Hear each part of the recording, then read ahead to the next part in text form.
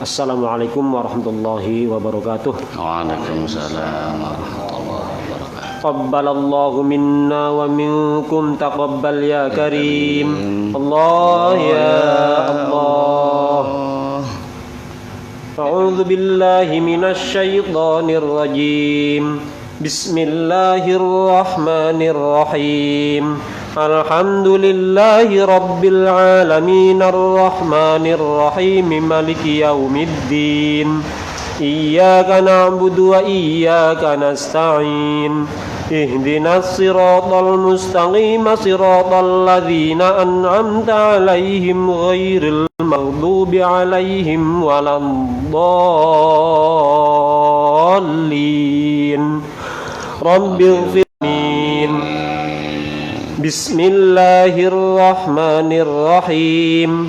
Wa idh istasqa Musa liqaumihi faqulna idrib bi'asakal hajar fanfajarat minhu ithnata unasin mashamin wahidin fad'u lana tunbitul ard mimma tunbitul ardu min baqliha wa qithaiha wa fumiha wa adasiha wa basaliha.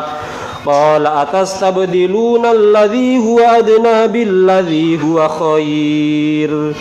Ihbitu misran fa inna lakum ma sa'altum waduribat alaihimudz zillatu wal maskanatu wa ba'u bighadabin minallah.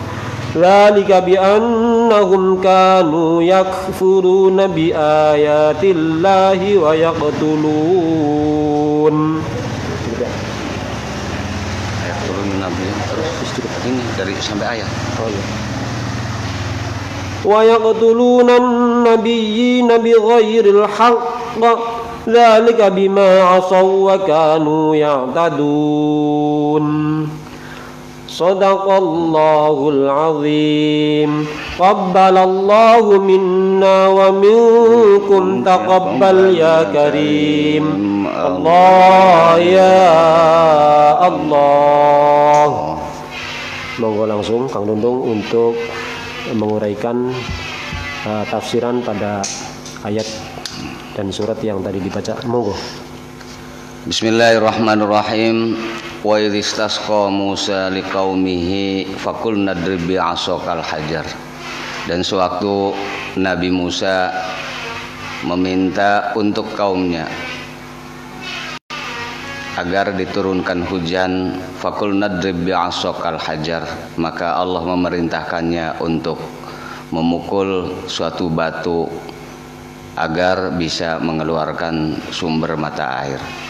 Fanfajarat minhu ithnata asyrata aina, maka keluarlah dari batu yang dipukul oleh Nabi Musa tersebut 12 sumber mata air. Qad alima kullu unasim mashrabahum, di mana setiap kelompok kaum Nabi Musa, unasin di sini adalah kelompok kaum Nabi Musa, mengetahui tempat pengambilan airnya masing-masing. Kulu washrabu min rizqillah wala ta'thaw fil ardi mufsidin, maka makanlah dan minumlah dari rizki Allah yang telah diberikan kepada kalian, wala ta'thaw fil ardi mufsidin, dengan tidak berbuat kerusakan di muka bumi. Wala ta'thaw lan aja, dengan tetap, kalau ini sih sekarang dengan tetap menjaga kelestariannya.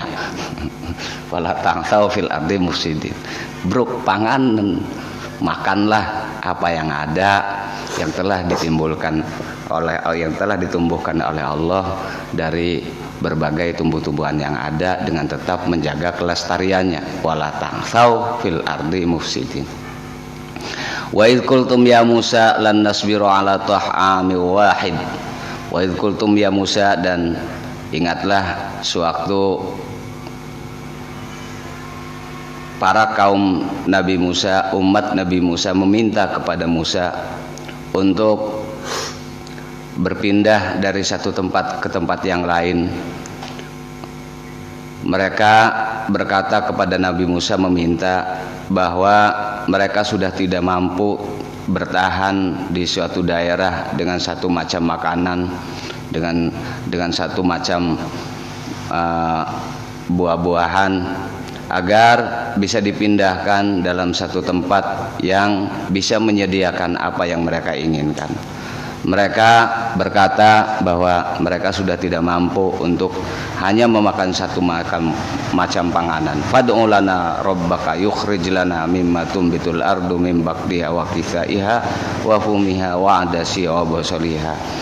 Maka kaum Nabi Musa meminta kepada Nabi Musa agar dimintakan oleh Allah untuk ditempatkan di suatu tempat yang mampu menumbuhkan berbagai macam sayur-sayuran dan buah-buahan.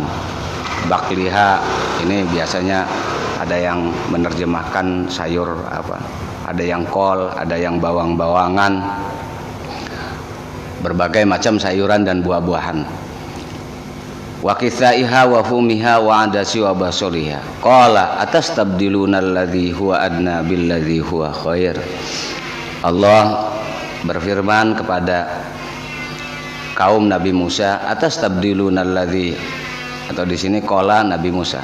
Nabi Musa berkata kepada kaumnya, apakah engkau ingin menggantikan sesuatu yang baik dengan sesuatu yang remeh?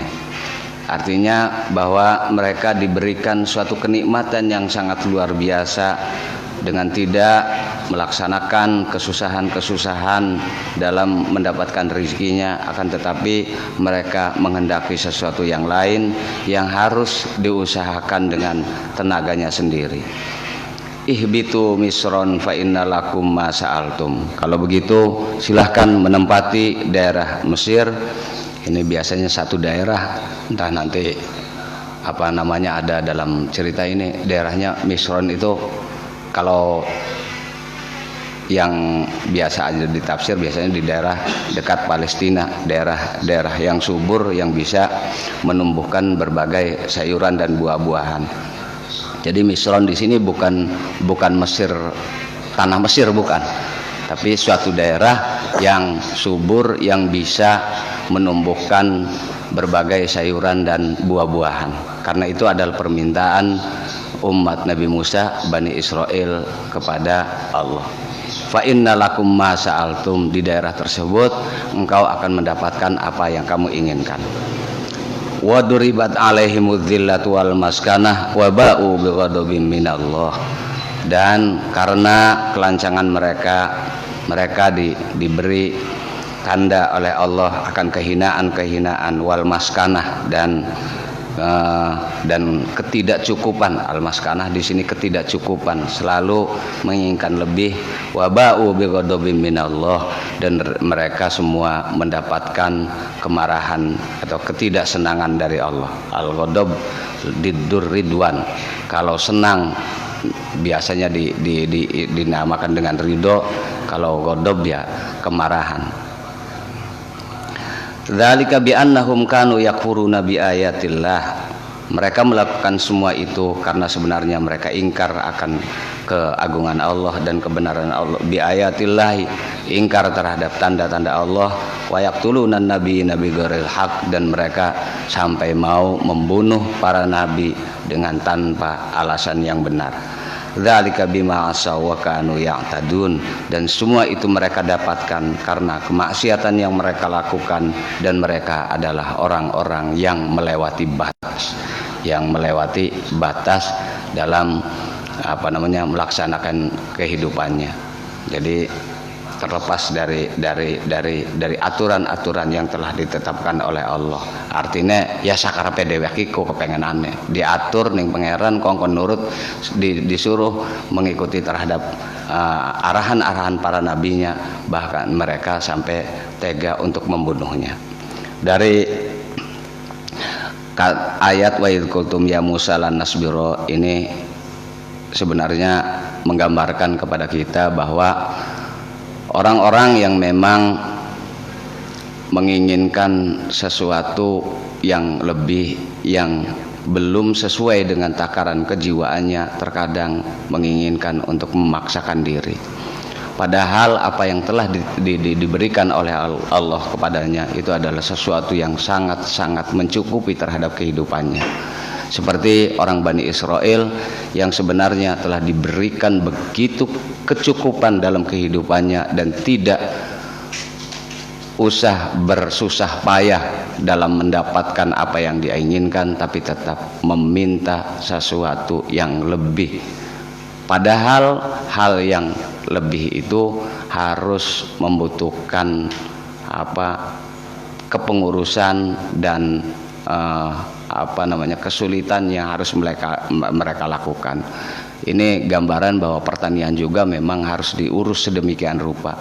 Dan orang Bani Israel yang dulunya itu sebenarnya makan tinggal makan, minum tinggal minum, tapi mereka malahan meminta untuk bisa melaksanakan pertanian. Gambarannya kan itu, meminta pertanian, di mana kepengurusan pertanian itu ya membutuhkan tenaga, pikiran, bahkan sampai biaya. Dan itu menggambarkan akan kehinaan-kehinaan yang mereka dapatkan. Makanya waduribat alaihimuz zillatu wal maskanah wa ba'u bighadabin minallah. Mereka itu adalah orang-orang yang selalu bersusah payah untuk mendapatkan apa yang dia inginkan. Orang yang memaksakan kehendak untuk meraih apa yang dia inginkan tanpa ada pertimbangan-pertimbangan yang lebih baik dari ketetapan Tuhan, tetap itu adalah orang yang menghinakan dirinya sendiri. Menghinakan dirinya sendiri. Durung kuat tuku motor tapi harus maksakaken. Dan dia kok ya ndase kan puyeng, Mbak. Ya begitulah.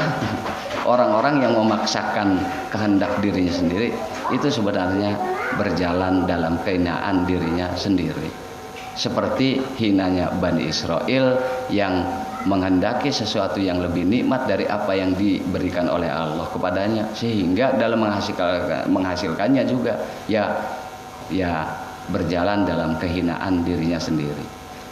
Jadi gambaran dari perenungan ayat yang kita baca sekarang ini yaitu bahwa hal apapun yang ditetapkan oleh Allah kepada kita, apapun yang telah diberikan oleh Allah kepada kita, sudah seharusnya selayaknya kita terima terlebih dahulu. Dan jangan menginginkan sesuatu yang di luar jangkauan kemampuan kita sendiri. Dan dari mana kita mengetahui kemampuan itu? Ya sebenarnya kita memiliki standarnya sendiri. Kita nih sudah mampu ataupun belum, sebenarnya itu sudah kita tahu. Sehingga kalau kita memaksakan, ya nanti akan berjalan dalam kehinaan hidup sampai permasalahan itu bisa kita selesaikan. Inilah susahnya. Wong lagi priben-priben ke wong diutang, kok beli gagah beli apa? Walaupun ngerasa gagah. Ya bahasanya kan ya kita realistis aja lah. Kenyataannya seperti itu. Tidak ada orang yang punya hutang banyak tapi merasa gagah, ya tidak ada. Dan orang yang berjaya dalam hutangnya bagaimanapun juga itu menanggung beban kehinaan dalam dirinya sendiri. Bukan tidak boleh hutang bahasanya. Ya ini saya garis bawahi Kang Mas, bukan tidak boleh hutang, tapi kita harus menyadari bahwa orang yang berjalan dalam beban hutangnya itu adalah orang-orang yang memiliki kehinaan dalam dirinya sendiri. Dalam dirinya sendiri, ya kita kan ngerasakan blenak lagi priben-priben enggak, ya tidak akan merasa nyaman. Tapi kalau kita tidak memiliki pertanggungan kepada orang lain, apapun juga seenak temen, ya mangga ardirung, ya mangga enggak. Artinya sudah tidak memiliki beban perasaan dengan orang lain. Dan inilah ya yang bahasanya dapat kita renungi dari pemaknaan ayat-ayat yang kita bacakan pada malam hari ini, surat Al-Baqarah dari ayat 59 sampai ayat 61. Dan yang paling yang paling dititik beratkan di ayat terakhir dari rukunya ini menggambarkan bahwa tidak ada lagi untuk bisa keluar dari kehinaan diri kita sendiri itu, ya jalannya hanya bergantung kepada kebenaran Allah dengan membenarkan ayat-ayat Allah, dengan selalu mengikuti orang-orang yang diberi petunjuk oleh Allah dan tidak berbuat kerusakan di dan tidak berbuat kerusakan bima asaw wa kanu yatadun, dan tidak berbuat kerusakan ataupun kejahatan kepada orang lain. Inilah pokok-pokok pokok-pokok dari ayat yang kita bacakan pada malam hari ini. Mungkin kita lanjut kepada pembacaan yang lain. Mangga kita tambah satu ain lagi. Mau tambah? Bismillahirrahmanirrahim. Innal ladzina amanu wal ladzina hadu wan nasara was sabiina man amana billahi wal yaumil akhir wa amila salihan falahum ajruhum 'inda rabbihim wala khaufun 'alaihim wala hum yahzanun. Wa idh akhadna mitsaqakum wa rafa'na fawqakum at-tur khudhu ma atainakum biquwwatin wadhkuru ma fihi la'allakum tattaqun. Thumma tawallaytum min ba'di dzalika falawla fadlullahi 'alaikum wa rahmatuhu lakuntum minal khasirin. Walaqad 'alimtumul ladzina i'tadaw minkum fis sabti faqulna lahum kunu qiradatan khasi'in faj'alnaha nakalan lima baina yadayha wa ma khalfaha wa maw'izatan lil muttaqin. Wa idh qala Musa liqaumihi innallaha ya'murukum an tadhbahu baqarah qalu atattakhiduna huzwa qala a'udzu billahi an akuna minal jahilin. Qalu ud'u lana rabbaka yubayyin lana ma hi qala innahu yaqulu innaha baqaratun la faridun wa la bikr awanun baina dhalik faf'alu ma tu'marun. Qalu ud'u lana rabbaka yubayyin lana ma launuha qala innahu yaqulu innaha baqaratun safra'u faqi'un launuha tasurrun nadhirin. Qalu ud'u lana rabbaka yubayyin lana ma hi innal baqarata tashabaha 'alaina wa inna insya'allahu lamuhtadun. Qala innahu yaqulu innaha baqaratun la dhalulun tuthirul arda wa la tasqil harth musallamatun la syiyata fiha. Qalu al-ana ji'na bil haqqi fadhabahuha wa ma kanu yaf'alun.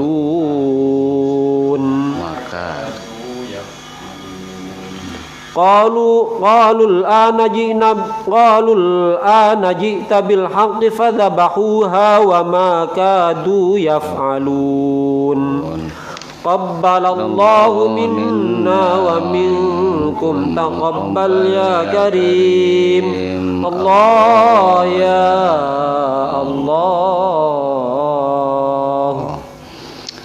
Innal ladzina amanu wal ladzina hadu wan nasara was-sabiina, sesungguhnya orang-orang yang beriman dan orang-orang yang mendapatkan petunjuk, wan nasara dan orang-orang nasara, was-sabiina dan orang-orang sabiin. Sabiin biasanya apa? Kita biasa mau anehnya paseban. Was-sabiina dan orang-orang paseban. Man amana billahi wal yaumil akhir, ada orang-orang yang masih mau mengimani terhadap Allah dan hari akhir. Wa amila sholihan, dan selalu berbuat kebaikan. Falahum ajruhum 'inda rabbihim, mereka akan mendapatkan pahala atas balasan kebaikannya dari Tuhannya. Wala khaufun 'alaihim wala hum yahzanun, dan mereka tidak akan mendapatkan rasa ketakutan dalam hidupnya, walahum yahzanun, dan mereka tidak akan mendapatkan kesedihan. Itu juga dalam kehidupannya, karena khawatir dan sedih itu tetap adanya sekarang di kehidupan dunia, bukan nanti akhir di yaumil akhir.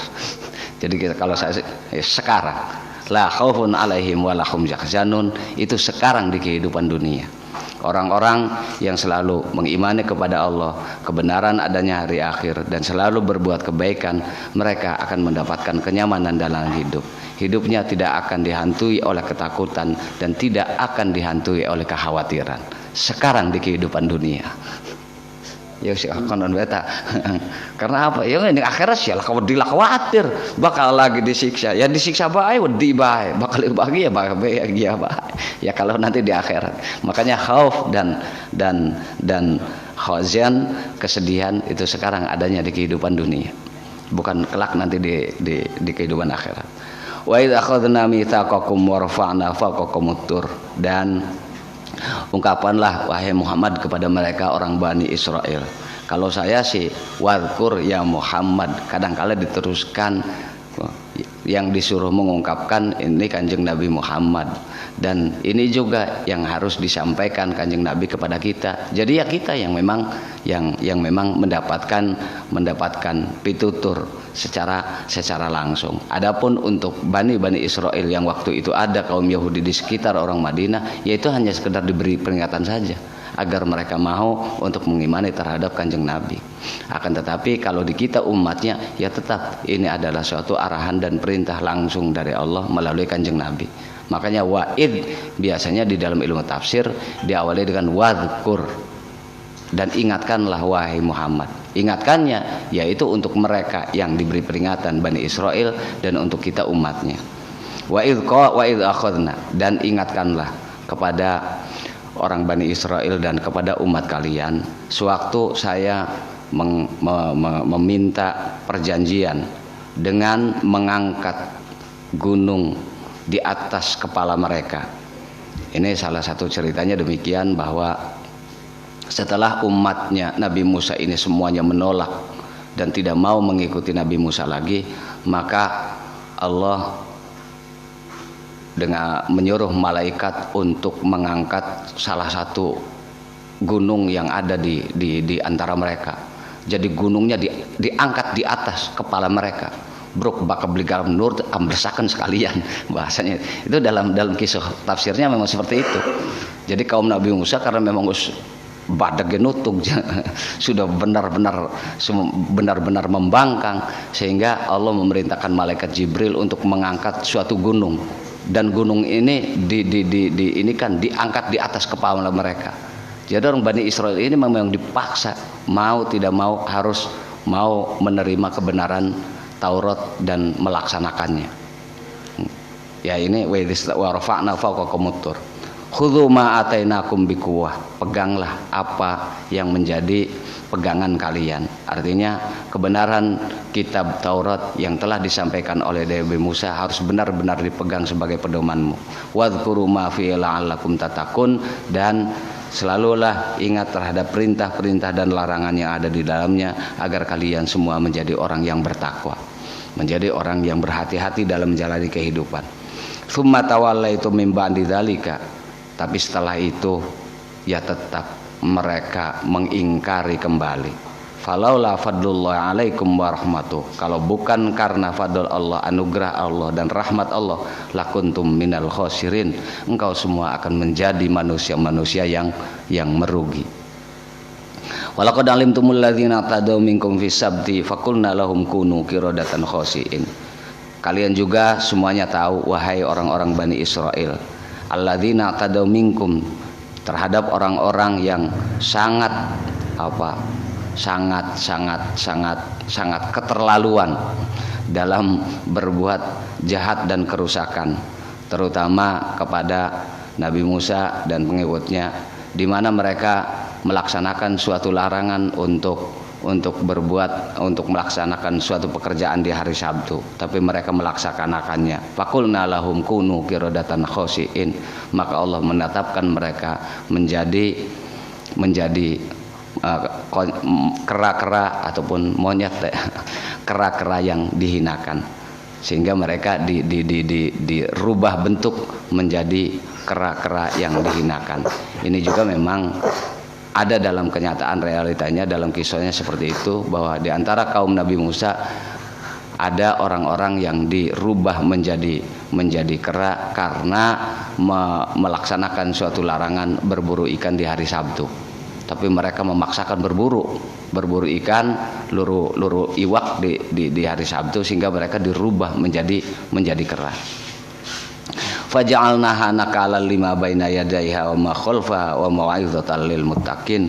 Maka kejadian itu, ini sih kita diinikan faja'alna mangkan dadikaken isun haing, jadi langsung ke kejadian. Kejadian itu menjadi nakal, suatu beban sejarah hidup yang kelam. Nakalan. Beban kehidupan yang kelam. Ya orang bagaimanapun juga setelah mendapatkan suatu bentuk kehinaan kan kita langsung saja terus saja, dan itu akan menjadi beban pikirannya baina yadaiha wa ma khalfaha terhadap orang yang akan menggantikan mereka, orang yang sekarang ini ada dan orang yang nanti yang akan ada di masa yang akan datang. Wa mau'izatan lil muttaqin, dan kejadian itu akan menjadi mau'izah, akan menjadi pertimbangan bagi orang-orang yang bertakwa.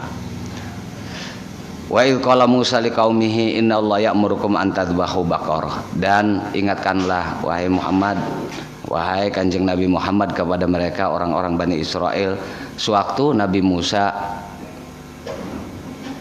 berkata kepada kaumnya, memerintahkan ini. Kalau biasanya sih kita idkola ngomong, padahal ini tidak. Ya bahasanya bahasa memerintahkan kaumnya untuk menyembelih seekor sapi, bahwa Allah memerintahkan mereka untuk menyembelih seekor sapi.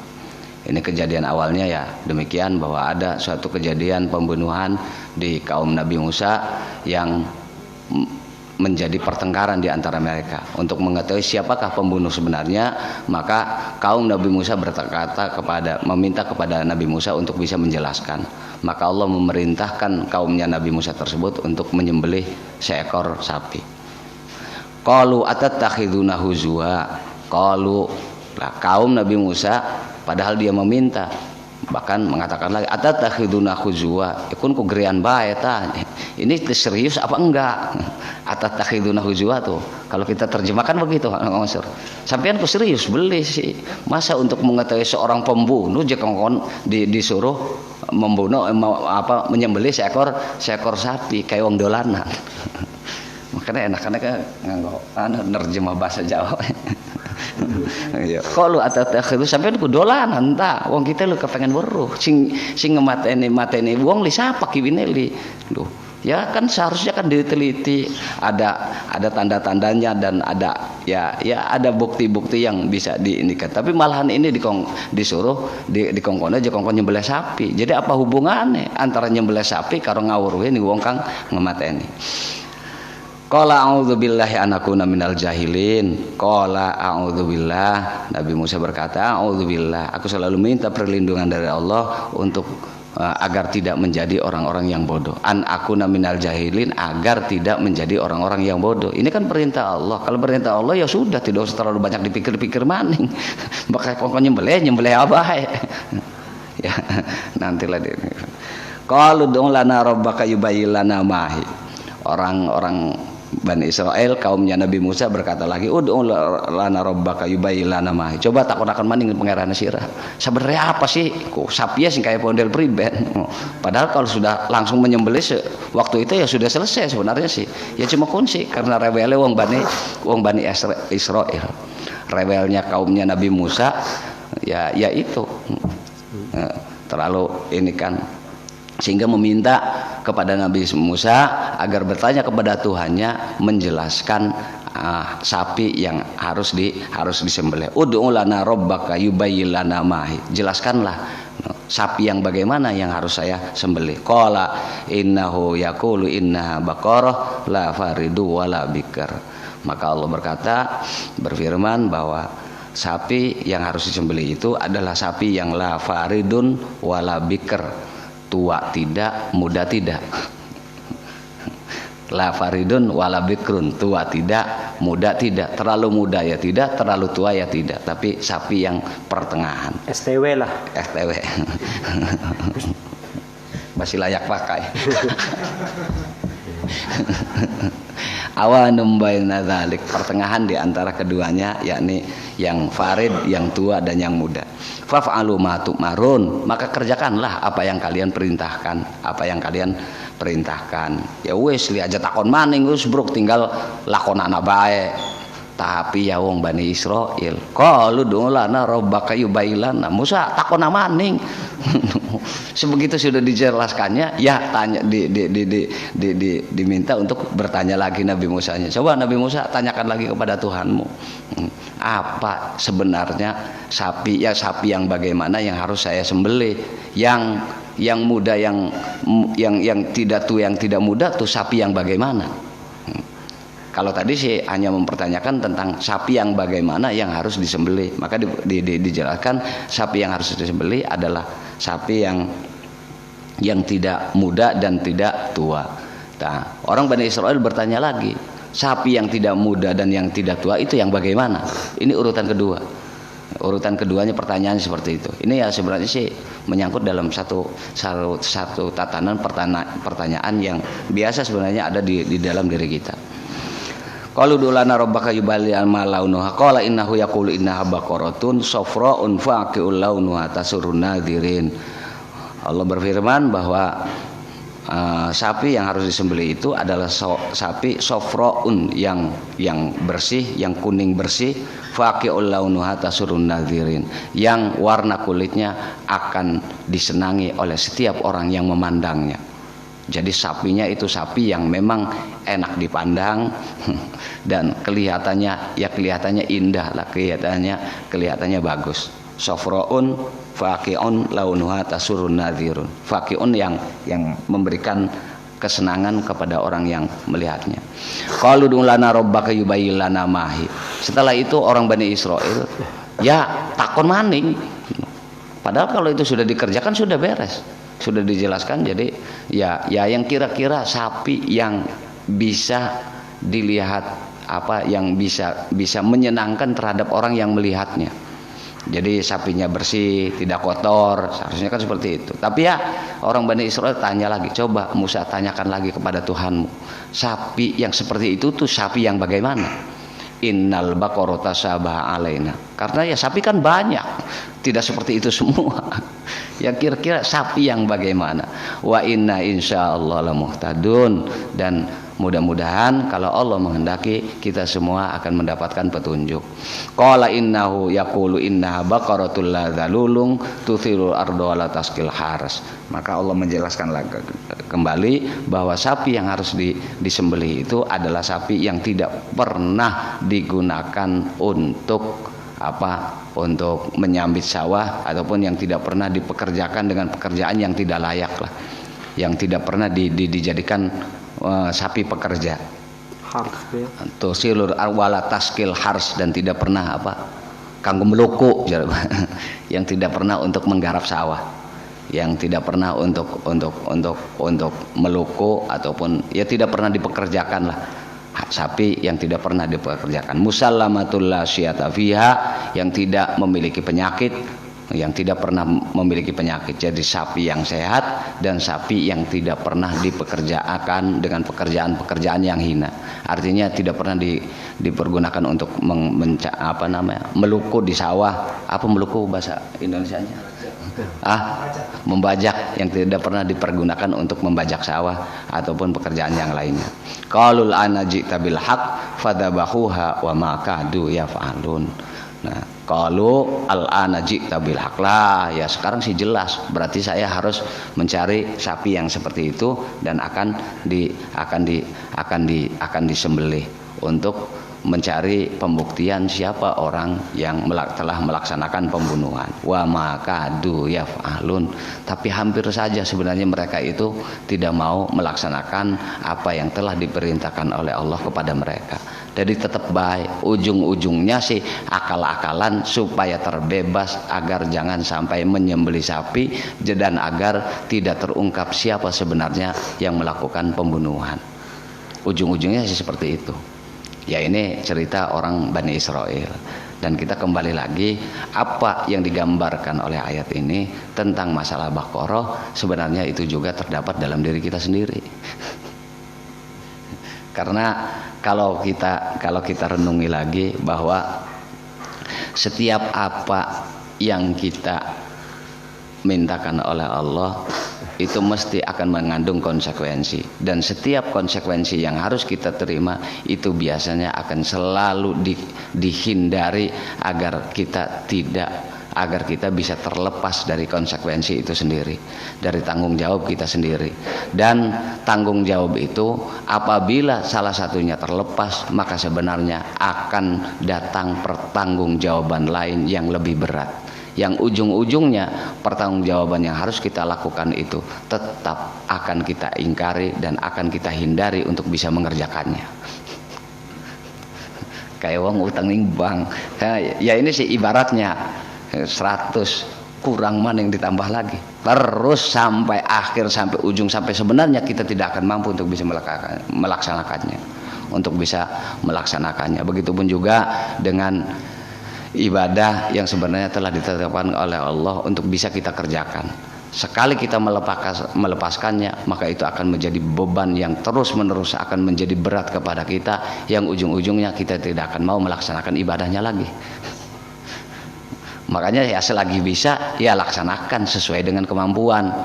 Ya sebenarnya tuntutannya seperti itu. Ini gambarannya itu. Dan orang-orang dari ayat yang pertama, dari ayat yang sebenarnya kita sudah bisa memahami. Terkadang kita juga dalam hal kebenaran itu memang dipaksa oleh Tuhan untuk mau menerima. Ya dipaksa, padahal sih mau ngarep kaget-kaget aja tadi dipaksa jadi pangerannya. Kayak dipaksa nih wong Bani Israel untuk menerima kebenaran Taurat dengan diangkatnya sebuah gunung di atas kepala mereka. Jadi kadang-kala dipaksakan. Begitupun juga paksakan untuk mau menerima terhadap kebenaran yang dinyatakan oleh Allah terhadap diri kita sendiri. Ya memang dipaksa. ya sebenarnya kadang-kala kita tidak ngerti ini benar ataupun salah, tidak, tapi itu adalah suatu kebenaran yang terkadang dipaksakan oleh Allah kepada diri kita. Jadi memang Al-Qahhar itu bukan hanya sekedar bukan hanya dalam masalah apa kejahatan, dalam masalah kebaikan juga terkadang ya Allah memaksakan kepada kita. Jadi lamun nganukakan ya berarti maha pemaksa. Ya memang maha pemaksa. Jadi maksakan, iya maksa. Ya karena ya Pak, ya kan sih biasa kita kan biasanya seperti itu, yang Tuhan sekar pede aja. Ya Allah memang maha memaksa terhadap hambanya. Setiap hamba yang ditetapkannya untuk menjadi orang yang benar, ya semakin kita melaksanakan suatu kebenaran, maka ini akan lebih bertambah bebannya. Ya pada baiklah, ya kita melaksanakan suatu ibadah, sekali dilepaskan ini kan akan menjadi bertambah terus. Oh sebeli kieng aja sewaktu, ya lama-lama juga akan nambah, nanti menjadi 2, menjadi 3, menjadi 4, menjadi 5. Jangannya sih ya biar kalau sudah lepas ya sudah lepas.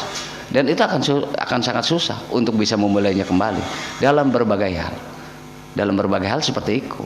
Yang ngaji bega kita kan menggowon, sekali lepas ya wis, hari keduanya Gus malas beli kieng, hari ketiganya entah, itu semuanya akan itu. Dan itu adalah merupakan beban-beban yang harus kita tanggung. Sekali kita melepaskan kesempatan dalam melaksanakan suatu kebenaran, maka itu akan menjadi beban terhadap kejiwaan kita untuk selalu berada di dalam jalan yang benar.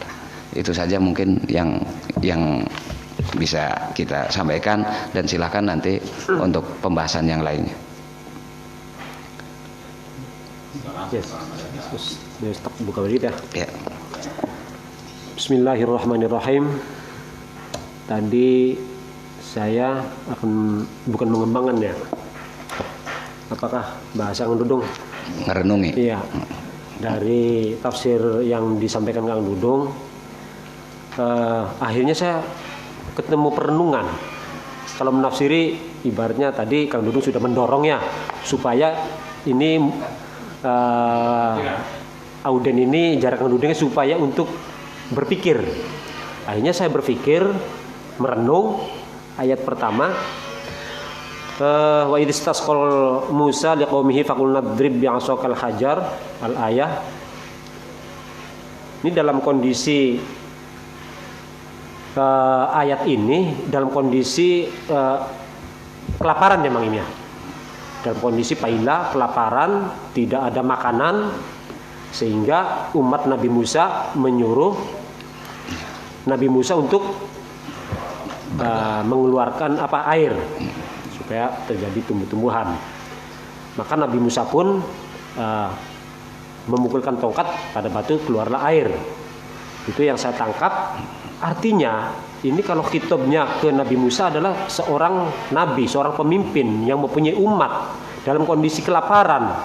Berarti kalau khitabnya kita tarik risalah sampai sekarang, berarti seorang pemimpin ini bukan hanya mengenalkan, mengajak umatnya untuk ketauhidan, tetapi juga mengarah ke perekonomian juga ini Mang Im. Ini tokoh ulama, tokoh agama bukan saja dituntut untuk tidak dalam bahasa sederhananya bukan untuk mengerti masalah kitab-kitab saja, tapi juga dituntut untuk mengerti ilmu perekonomian. Sehingga bukan saja masalah yaitu tadi ketauhidan, kerohanian, tetapi juga dituntut masalah perekonomian. Di akhir ayat kulu wasyrabu mir rizqillahi wala taqau fil ardi mufsidin. Ini lengkap. Jadi khitabnya untuk umatnya juga. Ketika sudah terjadi kemakmuran, maka jangan berbuat rusak. Maka sampai saat ini itu khitab untuk umat masih berjalan. Artinya fil ardi mufsidin yang tadi disampaikan Dudung, perusakan penebangan liar, illegal logging, itu kan terjadi di mana-mana ini. Dalam Al-Qur'an sendiri itu sudah terjadi sejak Nabi Musa, dan risalah itu sampai sekarang masih terjadi kejadian-kejadian seperti itu. Lagi-lagi ini saya mengkritisin, menyinggung ya itu tadi. Ini kalau para ulamanya cerdas ini Bang Im ya mohon maaf ini para pemangku agama ini. Ini ketika membaca ayat ini, ya itu kan Nabi Musa. Ya Nabi Musa untuk kitabnya kita semua dong. Buat apa ada Al-Qur'an kalau hanya membaca dan melihat cerita kayak membaca komik nantinya. Kalau kita renungkan, dipikirkan Nabi Musa saja pada zamannya itu menuntun umatnya ya keruhaniannya, ya perekonomiannya, membangun perekonomian. Ya sekilas tadi ayat-ayat yang dilanjutkan ya memang ini terjadi. Al-Quran ini ya lagi-lagi ya itulah tadi umat Nabi Musa saja masih seperti itu. Sama sebenarnya masih kayak umat Nabi Musa yang merengkel lagi. Iya, karo pangeran merengkel, karo pemimpin merengkel gini. Bukti apa nih? Ini dalam Al-Quran sudah ada.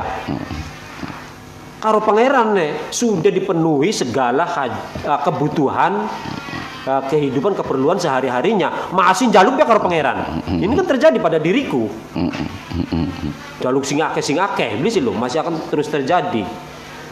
Lah karo pemimpinnya yang dikatakan Bani Israel rewel, ya misalnya ternyata kita rewel beli. Karo pemimpin apa? Nah, iya. Karo pemangku agama kita kira rewel lagi. Iya. Zaman Nabi Musa sapi ada perintah menyembelih sapi sing kepriben, sing umure pira. Wis dijawab mokonon maning. Dilanjut ya mau kan dunia apa kan jauh sapi-sapi ya kalah. Artinya terus dituntut sapi li kanggo apa, sapi sing kepriben, warnae kanggo apa. Ya artinya dari melihat ini juga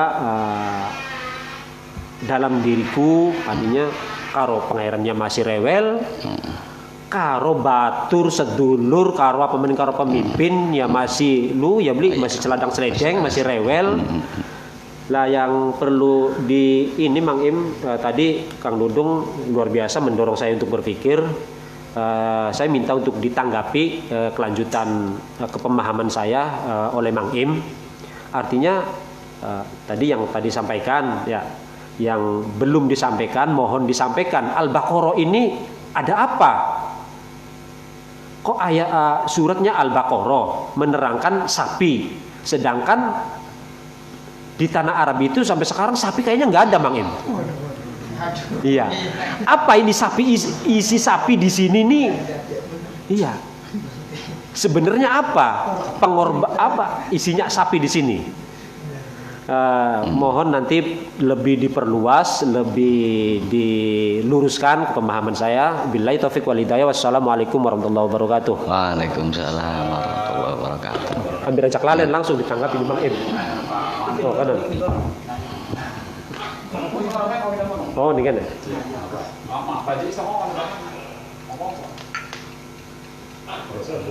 Pak Mansur, Pak, ayo masuk ada pendapat dulu, barangkali menjana dulu. Ayo mangga, Kang. Ini Kang, ayo.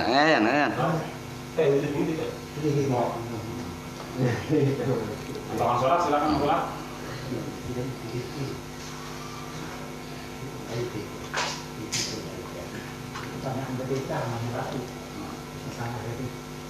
Boleh. Mau itu bisa tadi ada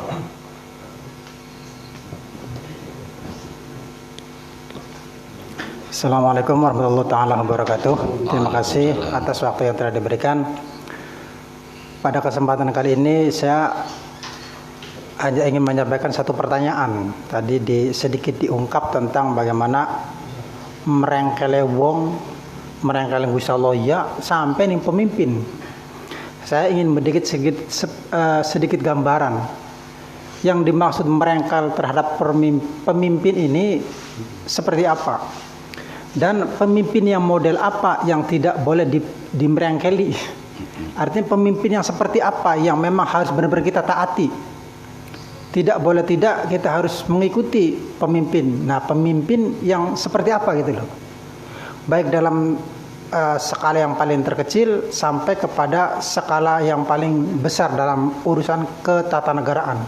Pemimpin yang seperti apa? Itu saja pertanyaan dari saya. Mohon barangkali nanti diluruskan tentang hal bagaimana kita mengikuti atau menaati dari tata aturan tentang hal kepemimpinan. Demikian, terima kasih atas waktu yang diberikan. Wassalamualaikum warahmatullahi taala wabarakatuh. Waalaikumsalam warahmatullahi wabarakatuh.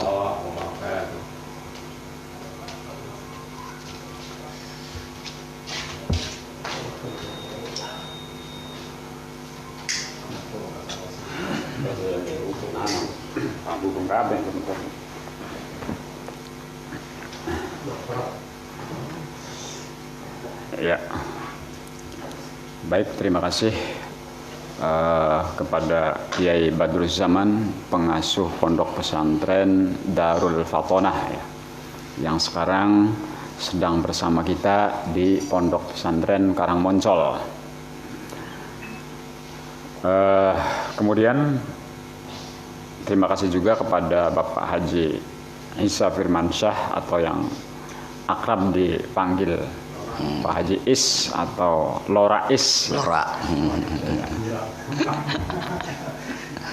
Iya. Tentang Al-Baqarah ya.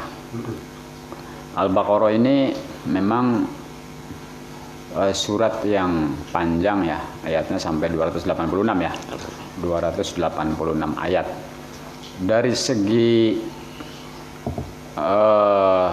tajwid ya, memang Al-Baqarah ini contoh-contoh tajwidnya juga komplit di dalam Al-Baqarah ya.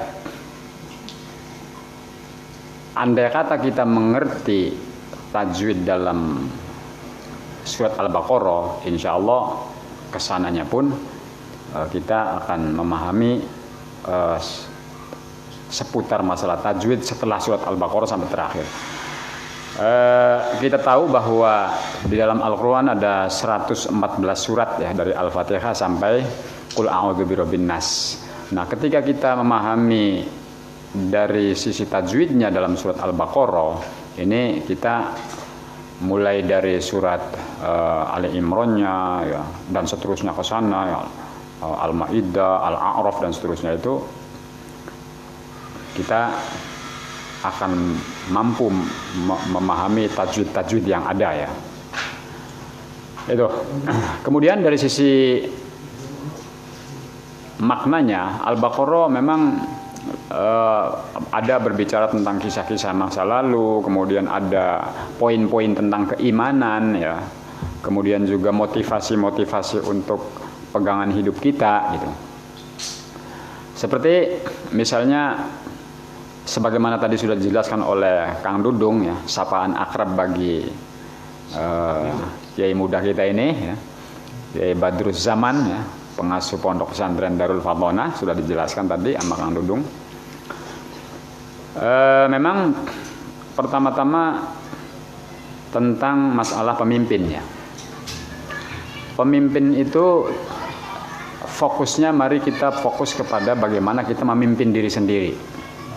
Ya, bagaimana kita memimpin diri kita, kemudian kita juga memimpin keluarga kita, ini yang paling fokus.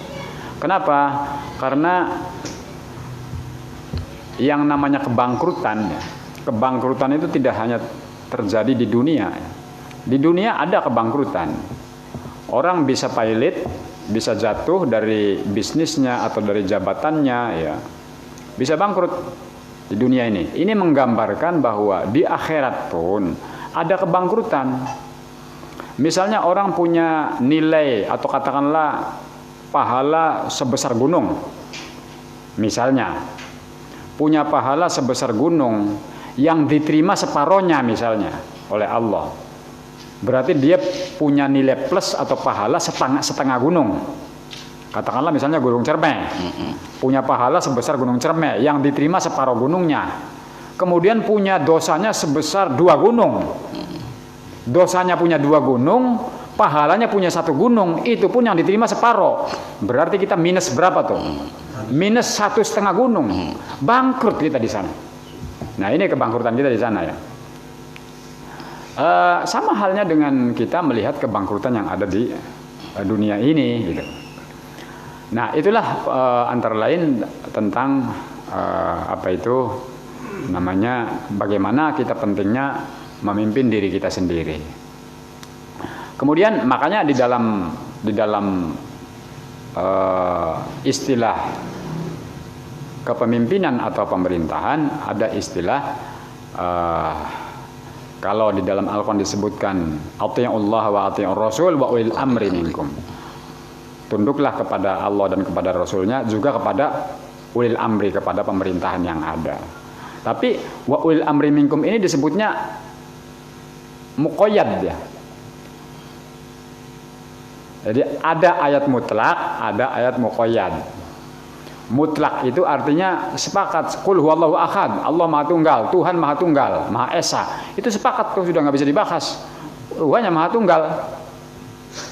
Tunduklah kepada Allah, mutlak, tunduklah kepada Tuhan. Ya, kita tunduk. Tunduklah kepada Rasul. Ya. Tunduklah kepada pemerintahan. Nanti dulu, pemerintahannya zalim apa enggak? Nah, itu. Kalau pemerintahannya bagus, oke, kita tunduk. Nah, ini makanya disebutnya di dalam usul fikih disebutnya muqayyad. Di Al-Qur'an ada mutasyabihat, ada muhkamat, ada muqayyad, ada mutlaqo, ada majaz ya, ayat tuh. Majaz seperti yadullahi fawqa aydihim, tangan Allah di atas tangan mereka. Tangan itu maksudnya apa? Ini majazi ya, atau makna-makna yang majaz ya. Artinya kekuasaan Allah di atas kekuasaan makhluknya. Kemudian lagi tsummastawa 'alal 'arsy. Ini juga majazi. Nah, itu. Jadi paling inti adalah bagaimana kita memimpin diri kita sendiri. Itu yang paling fokus. Kemudian ya, kisah yang luar biasa ajaib dalam hal ini dulu ya, seperti sudah dijelaskan oleh Kiai Badruzzaman, ada kasus pembunuhan pada zaman dulu, zaman Nabi Musa, seseorang membunuh saudaranya sendiri. Mungkin yang dimaksud saudaranya sendiri itu tunggal putunya, mungkin saudara kandungnya, mungkin keponakannya. Nah, dalam mencari pembunuhnya ini nih, maka diperintahkan untuk menyembelih sapi. Yang mana sapi yang dicari, qalu du'u lana rabbaka yubayyin lana ma hi. Kemudian qala innahu yaqulu innaha, dan seterusnya. Sampai ditanya warnanya yang bagaimana. Qalu du'u lana rabbaka yubayyin lana ma launuha qala innahu yaqulu innaha baqaratun safra'u faqi'un launuha tasurrun nadhirin. Nah, sulit menemukan sapi yang seperti itu. Ada tapi harganya mahal. Ya, sangat mahal. Akhirnya dibeli. Kemudian dari situlah kemudian terungkap siapa pembunuhnya. Artinya ini kisah yang luar biasa ajaib ini. Sampai sekarang aja orang terilhami dengan kisah-kisah ajaib seperti ini. Seperti kisah Hulak. Bagaimana orang kemudian bisa menjadi besar. Seperti Hulak tuh, makhluk hijau ya. Itu terilhami dari kisah-kisah yang luar biasa ini. Spiderman digigit tangannya, kemudian dia bisa menjadi apa namanya, mutasi gen atau apa namanya ya, apa tuh istilahnya namanya tuh. Kemudian dia bisa keluar ininya, itu kan dari terilhami dari kisah-kisah yang seperti itu. Ada lagi apa tuh namanya tuh, Predator tuh. Banyak film-film yang diilhami dari kisah-kisah hebat seperti ini. Diilhami dari bagaimana Nabi Musa memukulkan tongkat kepada batu, kemudian terpancar 12 sumberan mata air ya. Bagaimana Nabi Musa menggebukkan tongkatnya di laut, kemudian laut terbelah. Ini kan kisah-kisah yang luar biasa. Luar biasa. Nah, dari sinilah kemudian betapa kita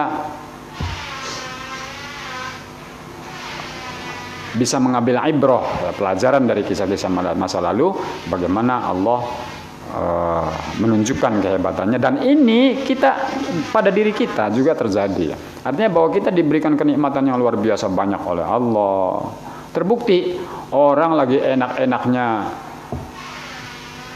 Pertama ya, laki-laki istrinya cantik. Ya, laki-laki istrinya cantik. Masakannya enak, setia, tergoda perempuan lain yang belum tentu. Ini kan sama halnya dengan wa'adasiha wa basaliha. Rumput tetangga lebih. Iya, Bani Israel pada waktu itu ketika mereka pengen makan, turun makanan dari langit, sudah matang. Tinggal makan aja, nggak perlu masak, nggak perlu. Malah pengen aja nandur. Makanya qalu atas tabdiluna huzu'a qala a'udzubillahi an akuna minal jahilin. Pengennya nandur, dadak nandur kah? Ya pengen kangelan modelnya kok. Nandur cukul tuli pengen panen, yang semono ning wis kari mangan kari enake bae sih. Nah, itulah kita. Bani Israil manusia bukan? Manusia, kita manusia bukan? Artinya kita bisa seperti itu. Dan terbukti ada juga perempuan yang tergoda dengan, kalau tadi kita mengambil contoh laki-laki yang tergoda dengan perempuan lain ya, bisa terjadi juga perempuan bisa tergoda dengan laki-laki lain. Bisa terjadi padahal suaminya begitu sayang, begitu bertanggung jawab. Ya. Nah, ini gambaran bahwa kita seringkali betapa banyak kenikmatan yang kita terima, yang kita peroleh, yang setiap hari begitu enaknya, tetapi kita tergoda dengan hal yang sangat rendah. Ya.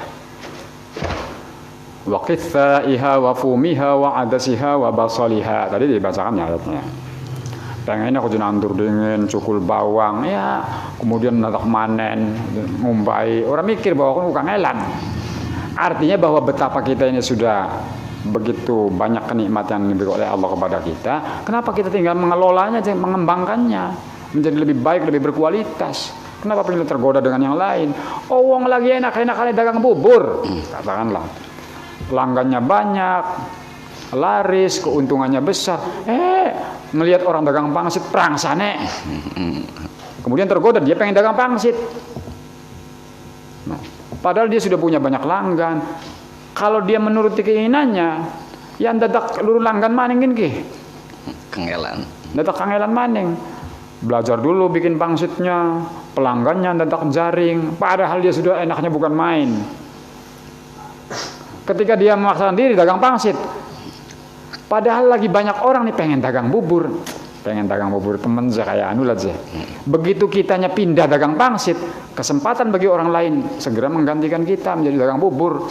Pelanggan kita yang biasa beli bubur kepada kita, ya menjadi datang ke dia semua. Sementara kita yang baru dagang pangsit, belum punya pelanggan. Tuh. Belum dia pelanggan ge. Dadak anyar, pengen balik maning mau dagang bubur maning akhirnya. Wah, ya dagang bubur maning ora di pelanggan semana abe. Ya inilah kita begitu pula dalam hal-hal lainnya ya. Nah ini saya kira demikian. Kemudian mari kita melihat dari sisi atau kita berbicara tentang tajwidnya. Wa idzistasqa Musa liqaumihi faqulna idrib bi'asakal hajar فانفجرت منه 12 عينا قد علم كل أناس مشربهم. Nah, ada lafaz istasqa. Ya, pada ayat permulaan yang dibaca oleh Pak Haji Is tadi, ya, ada lafaz istasqa. Kita perhatikan di situ alifnya ditulis seperti bentuknya ya. Ya, di dalam mushaf Al-Qur'an. Mengapa ditulis dalam bentuk iya? Karena memang asalnya dari iya. Istasqa yastasqi. Fi'il mudhari'nya ketika dimasuki an amil nasib, iya ya urip maning ku. Istasqa yastasqi. Ketika kepanjangan an ayyastaqiya, iyanya urip lagi. Roma yarmi. Roma alifnya ditulis dalam bentuk iya karena memang asalnya dari iya. Dan ketika fi'il mudhari'nya kepanjangan an atau hatta atau lan, pokoknya amil nawasib, iya ya urip maning. Yarmi ayyarmiya. Yasqi ayyasqiya dan seterusnya. Nah, titik itu ya. Maka beberapa imam qiraat membacanya, ada yang membaca imalah, ada juga yang membacanya taklil. Wa idzistasqa wa idzistasqa Musa ditulis sudah dalam bentuk iya. Nah, mengapa dibacanya imalah? Condong ke kasroh. Istasqa. Karena asalnya dari iya, untuk menunjukkan bahwa alifnya itu berasal dari iya. Ada lagi yang membacanya taklil ya, seperti Imam Warash. Taklil itu fathah ya. Kemudian kalau imalah di sini, imalah. Kalau taklilnya di sini nih. Berdiri, katakanlah di sini harokatnya ya. Ini fathah. Imalah di sini. Taklilnya di sini tuh. Ya, di tengah-tengah sebelum imalah. Maka kalau imalah wa idzistasqa. Kalau taklil wa idzistasqa Musa liqa fathah enggak, imalah enggak. Nah, itu. Maka wa idzistasqa Musa liqaumihi faqulna idrib bi'asakal hajar fanfajarat minhu 12 'ayna qad 'alima kullu unasim mashrabahum. Ya. Itu. Kemudian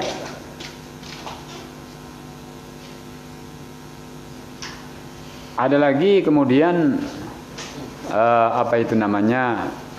Kemarin kita bicara sampai pada apa itu? Fa ya. Sampai kepada fa. Kita teruskan kan ya kemarin. Iya. Baik. Setelah kita kemarin berbicara tentang huruf yang di permukaan bibir, kemudian di tubuh bibir, ya. Kemudian mulai masuk lagi huruf yang yaitu perannya bibir dan gigi, yaitu fa. Kalau wa, wi, wu, wawo, jelas ini di permukaan bibir nih. Dan bibir tidak boleh bertemu, bibir yang kedua bibir kita ini nggak boleh bertemu ketika menyebutkan wawo, karena dia bukan di tubuh bibirnya tapi di permukaan bibir hurufnya wa, wi, wu. Tapi kalau mim dan ba ini di bibir, memang di bibir dia, maka giginya tidak ikut, lidah juga tidak ikut, ya. Seputar gigi tidak ikut, ya. Nah kemudian ada huruf yang mulai masuk lagi nih, yaitu fa. Fa itu gigi atas, ya. Misalnya ini gigi, ya, gigi atas berada persis, ya, atau nempel pada bibir bawah bagian dalam, fa. Dan ketika mengucapkannya harus ada angin yang keluar, didorong, ya, fa. Kalau begitu hamas dong, memang hamas. Huruf hamas itu, ya, atau huruf yang ketika diucapkan harus keluar angin, ya, ada udara yang keluar, ada 10. Fa, ha, ta, ha nih ada anginnya, ha, ya, sin besar, kho, sod, sin kecil, ya, kaf, ta baru, ya. Sekali lagi nih, fa 1, ha 2, ta 3, keempatnya ha, kelimanya shin besar, keenamnya kho, ketujuhnya sod, ke-8 sin kecil, ke-9 kaf, ke-10 ta. Ini harus ada angin yang keluar. Yang pertama-tama ya fa dong, itu kuat sekali hamesnya. Saat dia tidak nyandang harokat saja harus hames.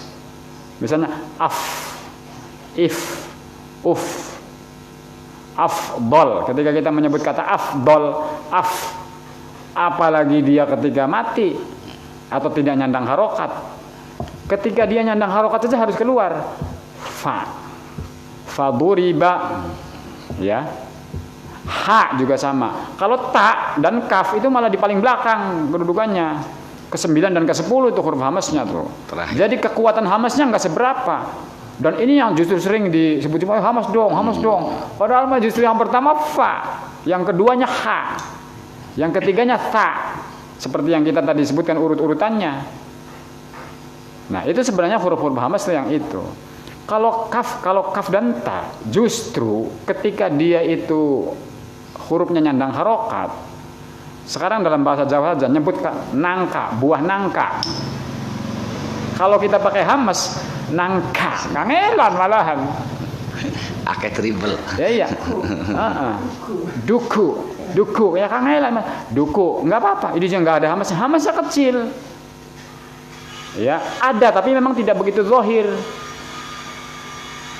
Kalau kaf tuh, mah kecil tuh. Allahu Akbar. Nah, ketika mati kafnya baru betul-betul zahir. Allahu Akbar. Nah, ak, ya. Begitu pula ta. Nah, ta yang paling terakhir nih yang ke-10. Kalau kalau dia itu tidak nyandang harokat atau hurufnya mati, ini harus dohir hamasnya. Tetapi kalau dia nyandang harokat atau berharokat hurufnya, ya ada tapi tidak begitu dohir. Kalau kita menyebut bata, sepatu bata ini harganya berapa? Masa pakai hamas bata berapa harganya? Ya, ini bata harga bata. Iya malah kangenan ya malahan ya. Nah itu dia. Apa itu namanya? Saya kira ini dulu ya. Kemudian apa tuh yang tengah aja tadi tuh? Ya, ya, seperti kriteria pemimpin yang bisa ikuti, ya, terutama sekali kita memimpin diri kita sendiri, ya. Terutama kita memimpin diri kita sendiri. Itu sudah kita bahas tadi, ya. Nah, yang dari Pak Haji Is saya kira kita sudah jelas, ya. Jadi intinya kita itu memimpin diri kita sendiri, ya. Bagaimana kita mengendalikan hawa nafsu? Sebab begini. Kalau kita tidak mengendalikan hawa nafsu kita, misalnya kita bersaing dengan orang lain, itu masih bisa kita atasi. Misalnya orang dagangan buka tokonya jam 8, kita bersaing dengan dia. Oh, dia bukanya jam 8, kita bukanya jam 7. Jadi misalnya Kang Faisal tokonya bukanya jam 8, kita buka jam 7. Kang Faisal belum buka, kita sudah melayani pembeli. Kang Faisal tutupnya jam 5 sore, kita jam 7 malam. Kang Faisal sudah tutup, sudah tidak melayani pembeli, kita masih melayani pembeli. Itu kan bersaing sehat namanya. Masih bisa kita akali ketika kita bersaing sehat. Tapi ketika kita tidak bisa mengendalikan hawa nafsu, ketika kita tidak bisa memimpin diri sendiri, kita bisa bersaing dengan diri sendiri. Kalau bersaingnya dengan diri sendiri nih yang sulit nih. Rumah kita ambil, mobil kita ambil. Lalu kita kalau nggak bayar angsuran rumah, angsuran mobil kita tidak kebayar. Kalau kita bayar, kebetulan uangnya ada semua untuk angsuran rumahnya, angsuran mobilnya ada, nggak bisa beli beras. Artinya kita bersaing dengan diri sendiri. Kalau kita bersaing dengan sendiri-sendiri ini nih, yang berat tuh ini nih. Kalau bersaing dengan orang lain, kita masih bisa pinjem, ya. Masih punya teman, masih punya keluarga, ya. Kita juga masih bisa berpikir sehat, masih bisa bersaing sehat. Tapi kalau bersaingnya dengan diri sendiri, nah ini yang repot nih. Pan tuku beras, bayar listrik segala macam, apa bayar angsuran mobil. Kalau nggak dibayar mobilnya ditarik dealer, eman oleh pirang-pirang bulan wisiki. Ini ketika kita bersaing dengan diri sendiri, ini kebangkrutan yang mungkin ujung-ujungnya ini bisa terjadi nih. Nah, ini poin-poin saya kira apa yang ayat-ayat yang dibacakan oleh yang dilontarkan oleh Pak Haji Is tadi, ya, untuk pertanyaan bagaimana tentang soal ini, ya. Jadi fokusnya adalah bagaimana kita ini memimpin diri sendiri dalam berbagai hal, ya, di dalam lingkungan keluarga, di dalam berteman, di dalam mengelola bisnis, ya. Nah, ini saya kira demikian. Wallahu a'lam. Silakan Pak yang lain barangkali ingin menambahi atau memberikan catatan kaki. Monggo. Sini.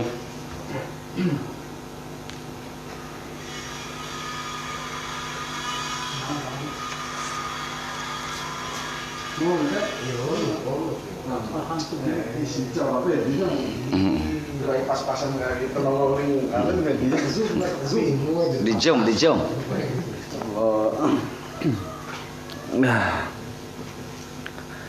Assalamualaikum warahmatullahi wabarakatuh.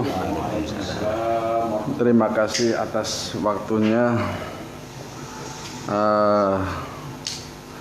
Saya sendiri dalam menanggapi apa yang sudah disampaikan oleh Kang Dudung tadi, banyak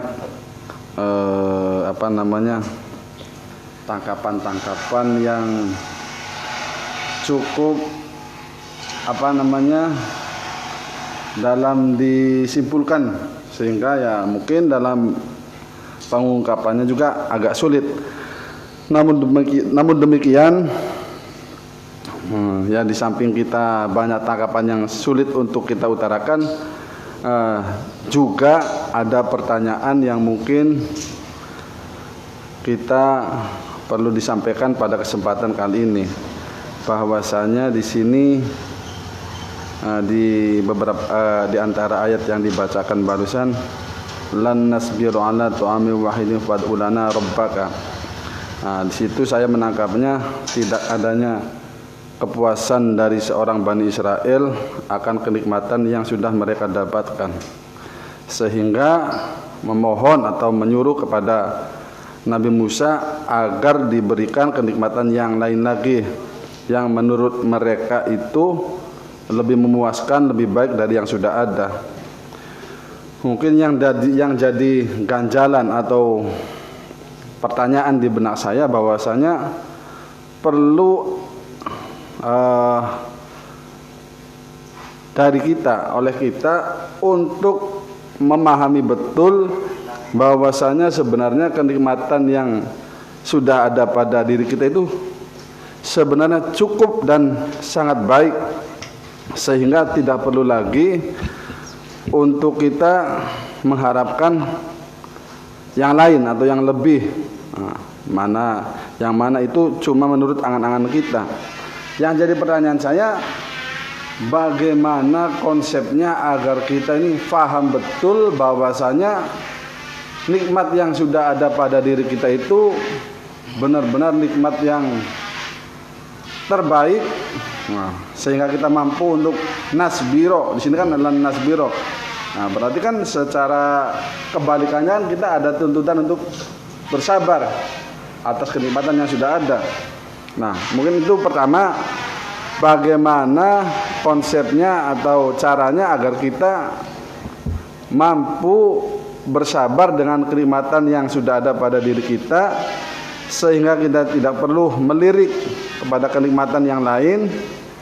Nah, sehingga timbullah rasa bersyukur untuk kenikmatan yang sudah kita rasakan itu. Dan juga di awal ayatnya tuh, wa idh qultum ya Musa. Kalau kemarin-kemarin kan kita secara merangkai sendiri agar apa yang disampaikan dari ayat yang dibacakan itu semukhotomnya kita. Tapi dalam kesempatan kali ini kita nggak usah repot-repot. Artinya apa? Nah, di sini sudah dijelaskan domirnya domir mukhotob. Walaupun pembahasannya Bani Israel, tapi wa idh qultum. Nah, secara tidak langsung ya kamu juga Bani Israel. Wa idh qultum ya Musa lan nasbiro. Wong ngomongaken Bani Israel tapi domire qultum. Nah, ini cukup mengena. Artinya orang usah mikir kesuaian bahwasannya ya kita ke Bani Israel kan. Itu beberapa yang catatan yang sulit juga sih. Iya, karena dakwah ya. Yang penting kan dong. Bagaimana konsepnya agar kita nih mampu menerima, sehingga di ujungnya itu mampu bersabar atas kenikmatan kita yang sudah ada pada diri kita, sehingga kita tidak perlu melirik terhadap kenikmatan yang belum ada gitu. Aja sampailah kita kayak Bani Israel beneran bukan? Iya. Bangkrut. Yang Madam Keder, jadi mungkin cuma itu yang bisa saya sampaikan. Iya. Terima kasih. Wassalamualaikum warahmatullahi wabarakatuh. Waalaikumsalam warahmatullahi wabarakatuh. Kita sih ngomong dari itu mana bayar lu kamera kita nggak lagi. Tuh kamu aja sih ganteng sebenarnya sih. Ada kamu bisa lagi. Mempertahankan bagaimana tidak tergoda.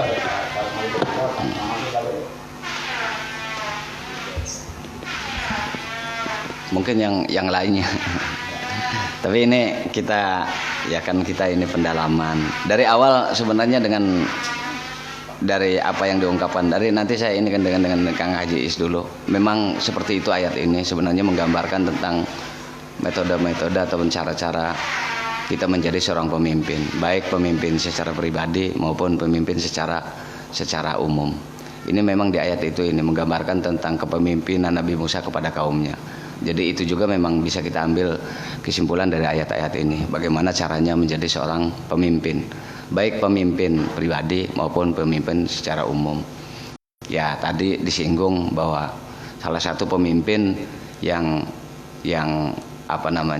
kalau menjadi pemimpin umum ya diantaranya hal yang paling urgent itu adalah bagaimana mengembangkan perekonomian rakyat, karena perekonomian itu ya merupakan salah satu pokok kesejahteraan kehidupan masyarakat, sehingga itu yang harus difokuskan, harus dipikirkan benar-benar. Dan ini digambarkan di dalam ayat ini, bagaimana Nabi Musa dituntut oleh kaumnya untuk bisa mengembangkan perekonomian. Kalau secara aplikasinya, makanya ya memang tugas seorang pemimpin adalah mengembangkan perekonomian rakyatnya. Di antaranya itu, bagaimana bisa memberikan kesejahteraan kepada mereka, bisa memberikan jaminan kecukupan kepada mereka, sehingga semuanya itu bisa beraktivitas sesuai dengan aktivitasnya masing-masing. Ini memang gambaran dari ayatnya seperti itu secara umumnya. Lah adapun tadi dari Kang Mansur, saya terus terang aja ini memang ini adalah dasar-dasar perjalanan kita semua yang memang di guru kita memang ini kajiannya lagi ke arah sana tentang perjalanan hati. Apapun juga bahwa kesabaran itu adalah merupakan salah satu sifat hati yang harus kita miliki. Kesabaran itu. Cuma ada hal yang memang ya punten ini sih dari kajian yang saya renungkan ya artinya boleh berbeda dengan sampean juga, bahwa kesabaran itu intinya bukan bertahan. Kesabaran itu intinya bukan bertahan, tapi bergerak aktif. Inti kesabaran seperti itu. Jadi kita sabar dalam menerima penyakit, bukan tidak mau berobat. Yang tidak berobat ya berarti tidak sabar. Jadi yang sabar itu adalah yang memiliki pergerakan aktif. Inilah yang diinikan dengan kesabaran. Makanya dalam istilah-istilah ilmu-ilmu tasawuf, as-sabru huwa ikhtiyarun daimun. Berusaha secara maksimal itulah yang sebenarnya sabar, yang nantinya ujung-ujungnya akan menghasilkan profesionalitas kita dalam melaksanakan berbagai hal. Jadi sabar ini adalah dasar. Nah kadangkala kita itu memaknai ya ini sih ada makomnya memang di dalam memaknai sabar itu adalah orang yang mau menerima ketetapan Tuhan. Ya wis dia sabar baik yang pangeran emang kau. Padahal as-sabru yang dimaksud dalam istilah agama ini mungkin ya silakan ini kan mungkin ada ini yang berbeda karena memang marotibus sabri itu memang berbeda-beda tahapannya, tapi secara umumnya seperti itu. Sedangkan kalau untuk masalah menerima terhadap ketentuan Allah biasanya dimaknai dengan at-taslim wal istislam. Itu jadi dasarnya kita menerima terhadap berbagai hal yang ditentukan oleh Allah adalah at-taslim. Makanya at-taslim inilah yang nanti akan menjadi dasar kesabaran seseorang. Jadi tadi bagaimana tata caranya kita mengukur bahwa apa yang telah ditentukan oleh Allah ini adalah sesuai dengan kemampuan dan kapasitas kita. Dalam kajian Fathur Rabbani yang sebenarnya sudah sering kita ikuti bersama dalam kajian-kajian Buya, yaitu dasarnya adalah at-taslim. Menerima dulu terhadap apapun yang ditentukan oleh Allah untuk diri kita sendiri. Yang enak ya diterima, ya belenak ya diterima, lebih ya diterima, kurang ya diterima. Setelah kita menerima taslim, baru kita akan menyadari, oh posisi kita ini seperti ini. Kita ditakdirkan sebagai pedagang, ya kita terima dulu sebagai pedagang dan jalanilah pedagang itu dengan kesabaran. Selalu berikhtiar untuk meningkatkan perdagangan yang kita lakukan. Ya ini kan ini. Nah, tapi jadi kita tahu. Tapi kalau kitanya belum taslim, ini tidak akan bisa kita mendapatkan gambaran sejauh mana sebenarnya kenikmatan yang diberikan oleh Allah kepada kita. Karena sebenarnya segala sesuatu yang diberikan oleh Allah kan nikmat. Tidak ada yang diberikan karena semuanya adalah karena rahmat dan rohimnya. Dan itu adalah merupakan nikmatnya. Cuma tinggal kitanya mensyukuri nikmatnya ini, menerima nikmatnya ini, mau menerima ataupun tidak. Kalau mau menerima dan melaksanakannya dengan kesabaran, yalah in syakartum la azidanakum, nantinya ayatnya kan ke sana. Itu mesti akan ditambah. Tapi dengan ikhtiar dan tingkat usaha yang maksimal.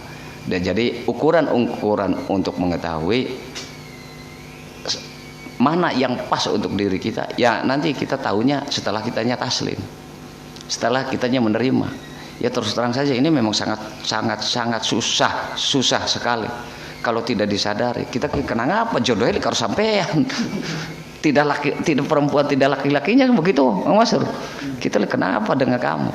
Ini terkadang di pikiran kita perasaannya kita itu menerima, padahal sebenarnya di hati kita tetap menolak. Kita sih pengen sih lebih ayo.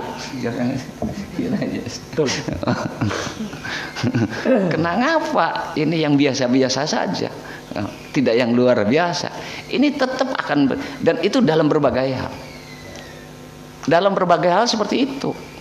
Kita itu terkadang masih banyak menolaknya daripada menerimanya. Kalau kita masih banyak menolaknya, ya kita tidak akan mampu untuk mengetahui bahwa ini adalah sesuatu yang terbaik untuk kita. Kalau belum didasari dengan taslim. Di anak-anak juga yang diberikan oleh Allah untuk kita, ya kita kadang-kadang mangkal wah. Di anak sih mungkin ada orang nur dan intelak. Dan diberi apapun juga mesti seperti itu. Lah untuk mengetahuinya ya seperti apa yang diajarkan oleh para alim ulama dan oleh guru-guru kita, ya diantaranya adalah ya kita taslim. Ini sih dari pemahaman yang bisa saya tangkap. Adapun umpamanya ada yang lainnya ya silahkan mangga. Itu dalam proses pengkajiannya memang seperti itu. Dan dari kajian hikam juga yang disampaikan oleh Kang Im juga kan banyak. La tarhal mangkaunin ila kaunin fatakuna kahimarirah. Janganlah kita berpindah dari satu posisi ke posisi yang lain sehingga kalian akan bingung untuk menjalani apa yang harus kamu jalani. La tarhal mangkaunin ila fatakuna kahimarirah. Jangan berpindah dari satu posisi ke posisi yang lain sehingga kalian bingung. La tarhal min kaunin ila kaunin fatakuna kahimarirah. Ya roho ya. Nah, ya. Ini di hikam ya kita paling ke berapa, ke 8 ataupun ke 10. Di hikamnya seperti itu. Seperti himar, seperti keledai yang kebingungan. Kahimarir roho, seperti keledai yang kebingungan. Jangan berpindah dari satu posisi ke posisi yang lain sehingga engkau akan menjadi seperti himar, keledai yang kebingungan. Artinya kita akan bingung sendiri. Beling alor, beling idul, mana puyeng, mana puyeng, sehingga ya tidak ada yang jalan. Begitupun juga dalam menerima posisi yang ditetapkan oleh Allah untuk diri kita sendiri. Jangan berpindah dulu sebelum kita dipindahkan. Jangan memilih sebelum kita dipilihkan. Ini kan konsep-konsep seperti itu. Mungkin Pol papat ya orang untap ya boleh.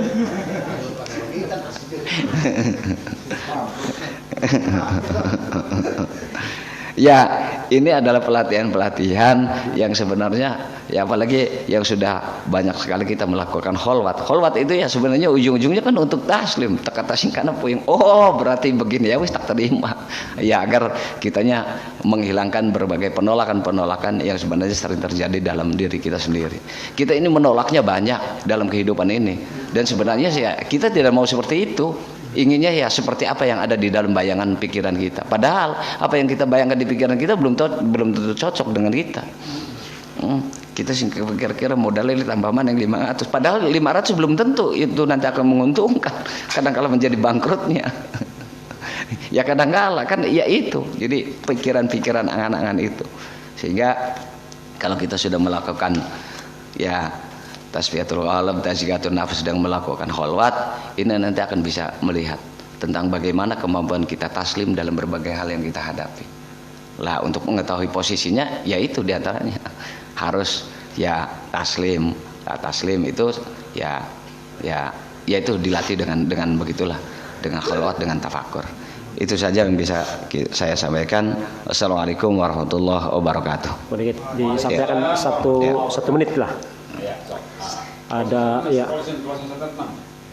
ora duduk lakal closing lah bagus sih. Menyikapi tentang kepemahaman tadi luar biasa malam ini. tentang ayat Nabi Musa yang tadi dikaitkan dengan masalah kepemimpinan. Tadi ditanggapi oleh Mang Im, kepemimpinan itu ada di dalam diri kita. Sedangkan awal pemahaman saya dan didorong oleh Kang Dudung, kepemimpinan itu karena khitabnya ke Nabi Musa seorang pemimpin, jadi untuk mendukung perekonomian. Ditanggapi, dijabarkan oleh Mang Im, kepemimpinan itu jangan menuding pimpinan. Jadi dikhitaban ke diri kita. Ini kalau menurut pemahaman saya artinya ini dua kalimat yang berbeda tapi merujuk pada yang sama. Tergantung kita ranahnya, perenungan kita kemana. Maka benar semua artinya. Ya di dalam hadis sendiri, apakah Mang Im kullukum ra'in wa kullukum mas'ul. Kullukum ra'in wa kullukum mas'ulun ar-ra'iyatin.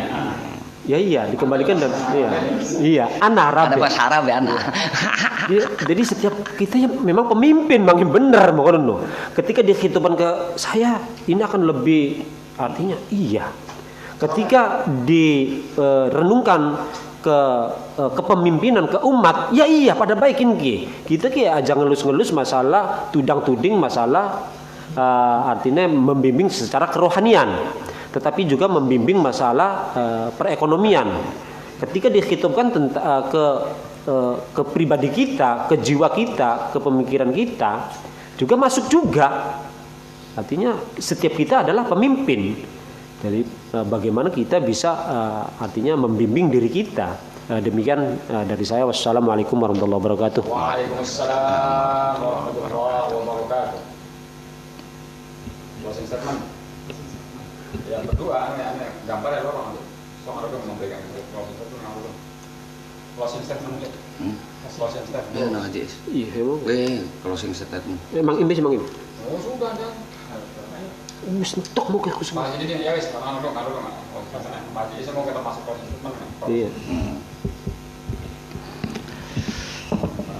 Kayaknya like, share apa penting dia omong. Sekarang bila mana ini dianggap sebagai manfaat, silakan share, subscribe. Ya, sebagai inian penutupan terakhir, Kang Ajib, catatannya. Notulen. Ya notulennya sekalian. Balik. Ya baiklah, ini kita closing statement untuk untuk malam ini, tadarusan dan kajian tentang perenungan mana-mana ayat pada malam hari ini, bahwa ya dari apa yang kita kaji dan bahas bersama, bahwa apapun juga Al-Quran itu adalah mukjizat dari Allah yang diturunkan oleh Kanjeng Nabi, dan itu adalah merupakan kalamullah. Sehingga benar dari apa pembahasan yang kita laksanakan pada malam hari ini, apapun juga ayat-ayat Al-Quran itu adalah memberikan gambaran-gambaran yang nyata dan real dalam kehidupan kita. Yang menjadi permasalahan utamanya, bagaimana kita mampu mengambil pemahaman-pemahaman itu untuk diri kita sendiri. Jadi mungkin pemahaman dari ayat-ayat Al-Quran juga akan berbeda antara satu dengan yang lainnya. Untuk itu ya kalaupun memang ada perbedaan pemahaman yang berbeda-beda dari kita semua, itu adalah merupakan khazanah dan fadl Allah yang diberikan untuk kita semua. Jadi ya tidak ada yang salah apabila kita tetap bergantung pada kebenaran Al-Quran, maka apa yang kita hasilkan itu adalah suatu kebenaran, karena sumbernya adalah kebenaran. Adapun hal-hal yang lain yang mungkin berhubungan dengan masalah ketentuan-ketentuan hukum, ketentuan-ketentuan akidah yang memang ada fan tersendiri jurusan keilmuannya, yaitu lebih baik dirujukkan kepada orang-orang ahlinya. Jadi jangan sampai masalah hukum kita bahas padahal kita tidak mengerti. Masalah akidah kita bahas secara inian, ya terutama akidah-akidah yang berpotensi dalam hal perbedaan-perbedaan. Ya ini yang memang harus kita hindari. Itu serahkan kepada orang-orang yang memang ahlinya. Kita sih hanya sekedar memahami terhadap apa yang bisa kita pahami. Mungkin itu saja. Ya untuk di malam-malam selanjutnya pertemuan kita seperti ini ya mudah-mudahan bisa lebih dikembangkan lagi dan bisa lebih ditata lebih baik. Amin ya rabbal alamin. Dan mudah-mudahan bisa memberikan kemanfaatan dan keberkahan kita terutama di bulan Ramadan. Itu saja. Assalamualaikum warahmatullahi wabarakatuh. Waalaikumsalam warahmatullahi wabarakatuh. Qabbalallahu